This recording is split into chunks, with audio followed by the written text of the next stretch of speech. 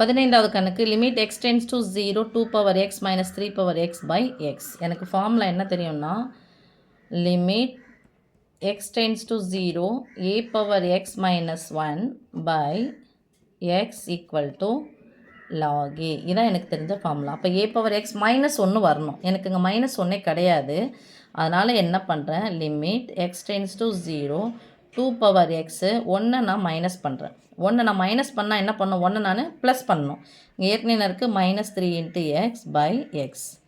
எனக்கு ஃபார்முலா வடிவில் வேணும்னா இது ஒரு டேர்மாக இருக்கணும். இங்கே நடுவில் பண்ணால் இது ஒரு டேர்மாக இருந்தால் மட்டும்தான் இது ஒரே உறுப்பாக நான் கணக்கு பண்ணால் பை எக்ஸ், இது ஒரே உறுப்பாக கணக்கு பண்ணால் பை எக்ஸ். அதுலேயும் பார்க்கும்போது ஏ பவர் எக்ஸ் தான் முன்னாடி வரணும். குறி என்னவாக இருக்கணும், நமக்கு ப்ளஸ்ஸாக இருக்கணும். ஆனால் இங்கே என்ன இருக்குது, மைனஸாக இருக்குது. அப்போ மைனஸை நான் வெளியே எடுக்கிறேன்.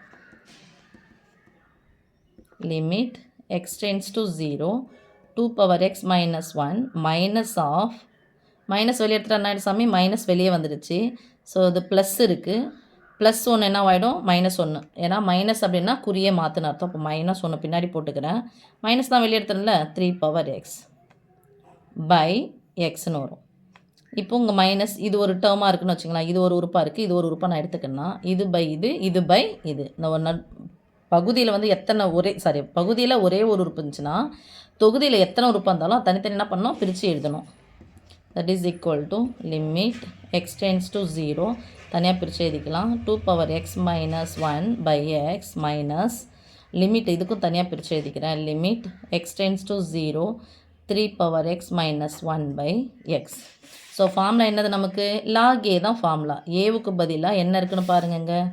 ஸோ ஏவுக்கு பதிலாக அங்கே 2 இருக்குது, இங்கே ஏவுக்கு பதிலாக 3 இருக்குது.